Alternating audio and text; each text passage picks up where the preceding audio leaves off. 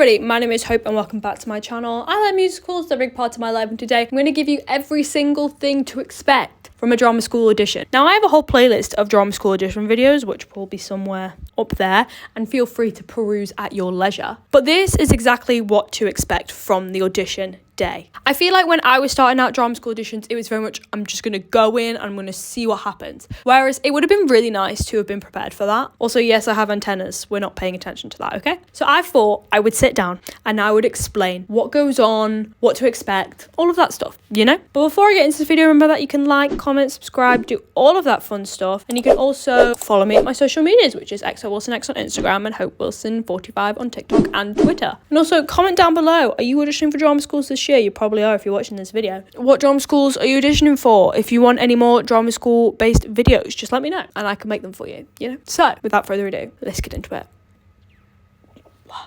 Obviously, drama school auditions vary and there will be slight variety in this, but I'm trying to try and cover the general basis of what will go on because I did a lot of painful drama school auditions and I'm so glad I don't have to relive that again. So what will happen? So you will show up at your selected time, probably early, because that would be a smart decision from you. They're not going to start until that start date, or maybe even after if people are running late. I don't know. Don't worry about that. Just phone ahead if you are going to be late. You'll get there and they will basically normally split you into groups. If you're auditioning for a smaller school, there'll probably be only one group. But if you're auditioning for some of the bigger schools like Bird and Erdang Performers and stuff like that, there'll probably be more than one group, yeah? Normally, this is done alphabetically. So if you're going with friends, just know that if you're not alphabetical, you're probably not going to be in the same group. But that doesn't happen for all of them. I remember my Trinity Laban audition, we were just split randomly and I didn't really question it. But I remember for my Erdang audition, we were in alphabetical order groups. So you will sign in at wherever normally. They'll normally just take your name or you'll get a sticker or something. And they will take you into your separate groups and separate rooms. Now, if there's just one group, you'll all go around together with helpers and whatever. If there's more than one group, you'll probably have a designated helper as part of your group to tell you stuff, and if you have any questions for them, ask them questions. So the order in which you do things is normally dependent on the group you're in. I remember when I did my Erdang audition, because I was in the last group, I actually got lucky with probably the best order, which was acting, singing, dance, which for me was the preferred order of how I like to do things, but it really varied. If you're in a different group, they could do singing, dancing, acting. It really just depended what group you're in.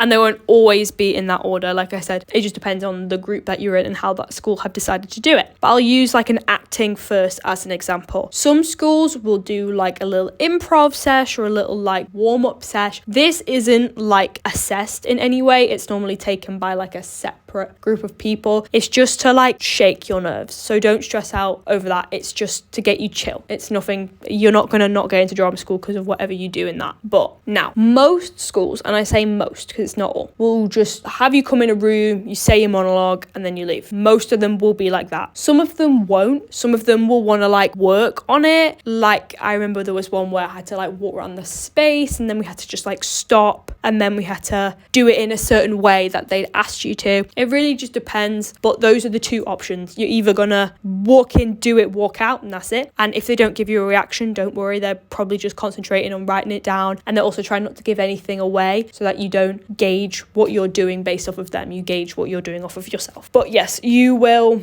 either do it and leave, or you'll do it in like a workshop-ier setting. But they will explain that before you do it. If that is the case, they're not just going to be like, now everyone stand, now you're going to do your monologue. You'll have time to like breathe and whatever. And honestly, I kind of liked that better. It kind of took the stress off remembering it, because obviously you're thrown into an unnatural situation. So if you do forget it, it's like not as bad. It's hard to explain, but it's actually quite fun doing it that way as opposed to like just coming in, saying it and leaving, which for Shakespeare I know is especially hard. I remember for my RCS, Royal Conservatoire of Scotland, when I did my Shakespeare, literally got like 4 lines in and then forgot it, and it was embarrassing, but I still got reserve listed, so my class as a win either way.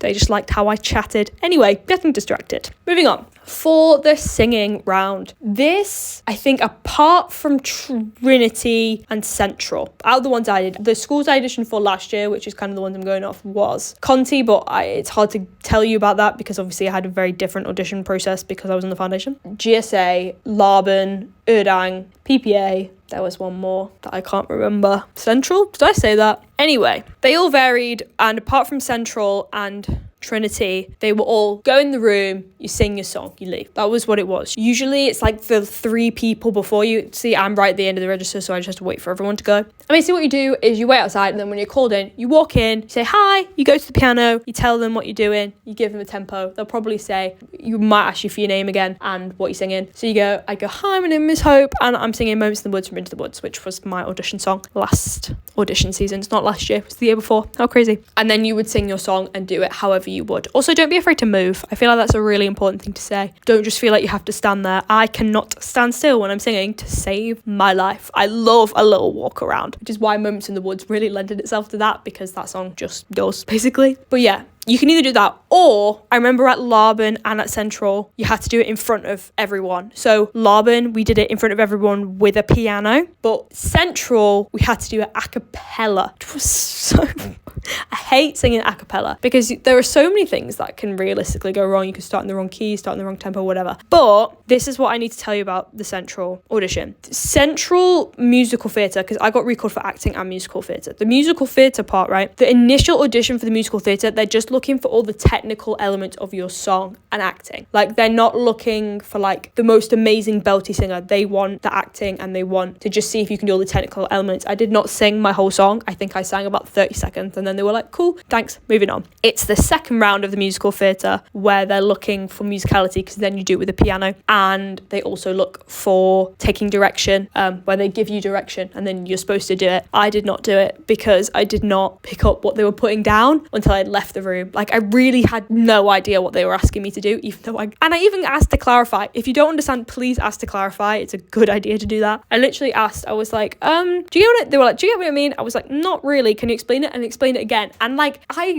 my brain understood what to do, but I didn't understand how to do it until I left the room, and I went, oh, that's what they were asking me for. But nonetheless, that's how the singing can go. And either way, you always give your music first and then you introduce what you're going to do, because there's nothing more awkward than going, hi, my name is Hope, I'm going to be singing Moments in the Woods from Into the Woods. Okay, whenever you're ready, walking over with the sheet music. Don't do that. And the last segment is the dance audition. So again, dependent on the school, but most schools have a ballet round and a jazz round. The ballet uniform is a bit iffy, and you kind of have to go off what everyone else is doing and what they say, because some will be like, pink tights please, and some will be like, just wear your jazz stuff because we're going to go straight into it. So ballet will pretty much just be bar, so it'll be pliés, tendus, all of that like general stuff, and then you may do like one center and one grand allegro. That is pretty much the most that you're going to be doing for the ballet. The ballet is just to say, I don't know why I'm saying ballet so weirdly, ballet. Anyway, it's just to get a gauge of your general technique and see if there's stuff that they want to see from you from a technical perspective. But like, I remember I never did any ballet stuff on my own. It was always in small groups, and even in some cases kind of large groups. Like at Udang, it was like half the group, which was to about 10-15 people. So if you screw it up, don't worry about it. And if you are like, ballet is my thing and I'm not super confident on like jazz or whatever, you're also